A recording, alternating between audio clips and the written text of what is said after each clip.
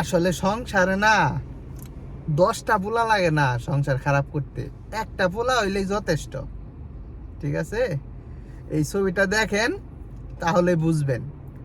174 জন লোক মানে এই কুয়েতের মাটিতে তারা রক্ত দান করে আমাদের প্রবাসীর একটা মান, মানে একটা গর্বের স্থানে মনে করেন আমরা চলে গেছি, মানে আমরা গর্বিত বোধ করব। ঠিক আছে, ঠিক সেই দিনই সেই সময়ে এই কুলাঙ্গার দেখেন কি করেছে। ঠিক আছে, আসলে মুখটা আরো খারাপ করতে হয়, কিন্তু খারাপ করতে পারতেছি না, অনেক ভায়োলেশন চলে আসবে আমার পেজে, যার ফলে। তো দেখেন 174 জন মানুষ রক্তদান করলো এই কুয়েত ব্লাড ব্যাংকে রক্ত দিয়ে। কারণ আপনারা জেনে থাকবেন যে ইরানের ড্রোন হামলায় যে এয়ারপোর্টে হামলা হয়েছে, সেখানে অনেক লোক আহত হয়েছে এবং প্রবাসীরা অনেক আহত হয়েছে এবং কি একজন নিহত হয়েছে। সে সময়ে আমরা বাংলাদেশিরা যারা আছি তারা সবাই মিলে একটি ক্যাম্প গঠন করলো যে এতজন মানুষ আমরা কুয়েত ব্যাংকে রক্ত প্রদান করব এবং রক্ত ব্লাড ব্যাংক যে আছে এটা মানে উপরে থাকবে, যেন কোনো রক্তের কমতি যেন না হয়। তো এই কারণে আমরা সবাই রক্তের একটি ক্যাম্প করলাম। তো 174 জন মানুষ সবাই মিলে রক্ত সম্ভবত 70% লোকে রক্ত দিতে সক্ষম হয়েছেন।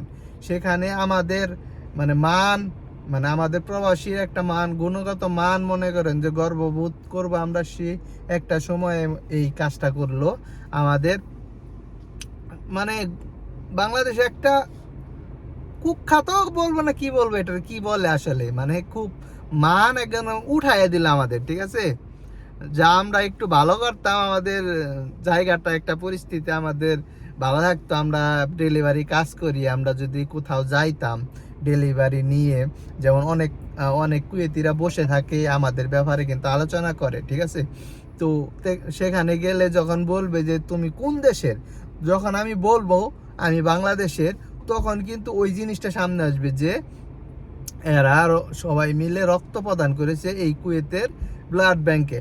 তো আমাদের কিরকম একটা মানে গর্ববোধ হবে তখন। ঠিক আছে, ঠিক যখন শুনবে যে মাদক পাচারকারী, তারপর আপনার কি কি যেন নাম, আসলে এগুলো আমি দেখিও নাই শুনিও নাই ইতিপূর্বে নাম, তো হাসিস এগুলো আর কি, তো তারা করতে থাকে, মানে এগুলা আর কি মাদক সাপ্লাই দিয়ে থাকে। শালারা তোরা করার হয় তোরা দেশে কর, দেশের তোদের শাস্তি আছে, দেশের মান সম্মান তোরা দেশে রাখ, কিসের জন্য এই প্রবাসের মাটিতে তোরা এইগুলা করস, আমাদের মান সম্মান নষ্ট করস কিসের জন্য?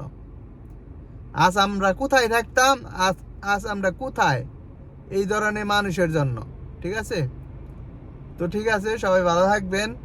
আর আসলে আজকের ভিডিওটা পুরোই ভিন্ন ধর্ম, তো যাই হোক, সবাই আমার জন্য দোয়া করবেন যেন সব সময় আপনাদেরকে একটি ভালো ভালো মানে নিউজ দিতে পারি এবং ভালো ভালো আপনাদের যেগুলো জানার বিষয় এগুলো যেন আপনাদেরকে উপস্থাপন করতে পারি।